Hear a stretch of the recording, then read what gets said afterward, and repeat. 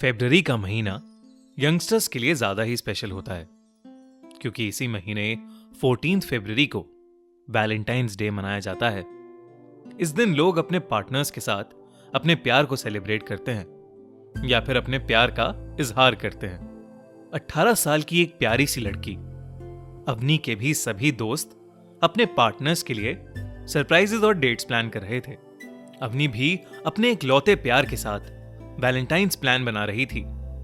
किताबें। अवनी को बुक्स पढ़ने का बहुत ही ज्यादा शौक था। उसके घर का कबर्ड बुक से भरा रहता था। बचपन से ही अवनी एकेडमिक्स में बहुत अच्छी थी, पर उसे सोशलाइज करना पसंद नहीं था। वो नेचर से थोड़ी शाय और इंट्रोवर्ट किस्म की थी। अवनी ने डिसाइड किया था कि वो वैलेंटाइंस डे पर अपने घर के पास वाली पब्लिक लाइब्रेरी से कुछ बुक्स इशू करवा लेगी। बुक्स के बारे में सोचकर ही अवनी के अंदर एक अलग सी खुशी आ जाती थी। उस दिन भी ऐसा ही हुआ। लाइब्रेरी में एंटर करते ही अवनी को लगा कि वो एक फैंटेसी वर्ल्ड में आ गई है। घूमते घूमते वो रोमांस नॉवेल्स के सेक्शन में पहुंच गई। बुक्स के बीच में खोई हुई अवनी को अचानक से अपने पीछे किसी लड़के की गहरी सी आवाज आई, अवनी। वो आवाज अवनी को ही पुकार रही थी। अवनी ने पलटकर देखा तो उसे कोई नहीं दिखा, पर बुकशेल्फ के कोने में उसे एक किताब दिखी। उस किताब की हालत बहुत ही खस्ता थी। उस पर बहुत धूल जमी हुई थी और अवनी उसका टाइटल भी ढंग से नहीं पढ़ पा रही थी। धूल हटाने के लिए अवनी ने उस किताब पर जोर से फूंक मारी। तब उसे उस किताब का टाइटल दिखा, the book of love. Avni को वो बुक वैलेंटाइंस डे के लिए एकदम परफेक्ट लगी, इसलिए उसने उस किताब को घर ले जाने का डिसाइड किया। लाइब्रेरी के इशू काउंटर पर बुक इशू करते समय अवनी की नजर इशू डेट के स्टैम्प्स पर गई। वहां उसे दिखा कि उस दिन से पहले यह किताब सिर्फ एक ही बार इशू की गई थी, और वो भी 1992, यानी पूरे 30 साल पहले। अवनी को वो किताब अब और स्पेशल लगने लगी थी। वैलेंटाइंस डे की शाम को अवनी घर पर अकेली थी। उसके पेरेंट्स डिनर के लिए बाहर गए हुए थे। अवनी ने अपने लिए एक कप कॉफी बनाई और अपने रूम में जाकर उसने अपनी नई बुक्स को पढ़ना शुरू किया। वो बुक सैम नाम के एक लड़के के बारे में थी, जिसे एक लड़की एना से प्यार हो जाता है और एना भी उसे प्यार करने लगती है। अवनी को वो बुक बहुत इंटरेस्टिंग लगने लगी। वो इस किताब को पढ़ते पढ़ते मानो उसमें खो सी गई थी। लेकिन तभी उस किताब में एक लाइन आई जहां सैम एना का हाथ पकड़ता है। इस लाइन को पढ़ते ही अवनी को महसूस हुआ कि उसके लेफ्ट हैंड को किसी ने छुआ। एना ने झटके से अपने बाईं ओर देखा तो वहां पर एक लड़का बैठा हुआ था, जिसके बाल उसकी आंखों पर गिर रहे थे। अवनी उसे देखकर चौंक उठी। वो लड़का मुस्कुराया और उसने अवनी से कहा, हाय एना, घबराओ मत, मैं सैम हूं। ये सुनते ही अवनी की चीख निकल गई। उसके सामने बुक का एक कैरेक्टर बैठा हुआ था। वो डर कर बेड से उठ गई और कमरे से बाहर जाने लगी कि तभी सैम अजीब तरीके से रोने लगा और कहने लगा, अन्ना, तुम मुझे छोड़कर मत जाओ। अवनी ने डरी हुई आवाज में बोला कि उसका नाम अवनी है और वो एना नहीं है। सैम ने फिर से एक अजीब ढंग से कहा, नहीं, तुम्हारी आंखें बिल्कुल एना जैसी हैं। तुम ही एना हो, मेरी एना। इतना कहकर सैम अजीब तरीके से हंसने लगा।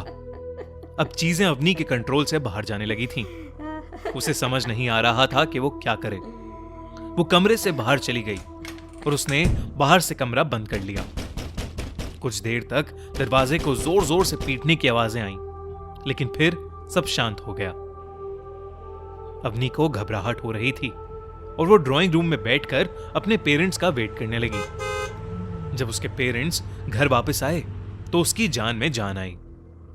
अवनी ने उसके बाद जब अपना रूम का दरवाजा खोला तो वहां कोई नहीं था।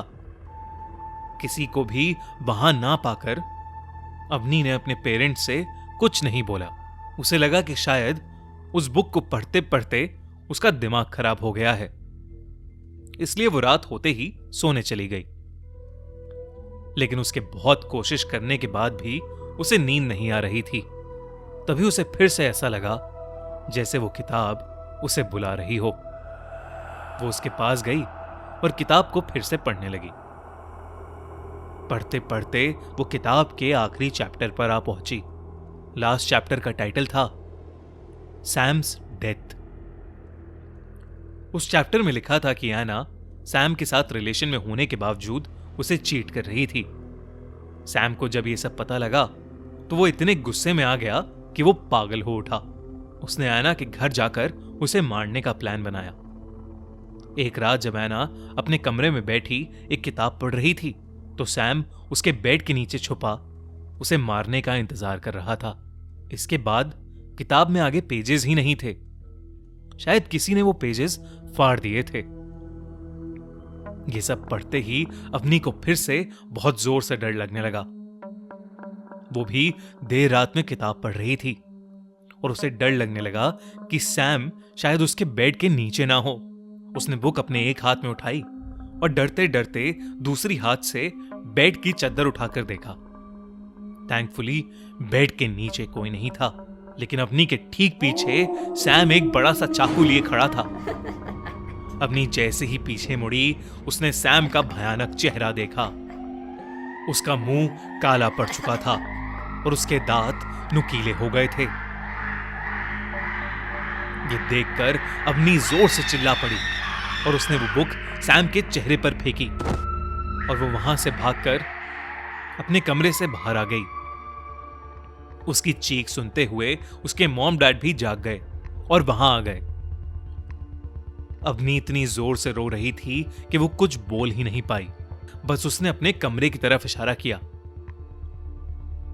अवनी की मॉम उसके रूम में गई, लेकिन वहां कोई नहीं था।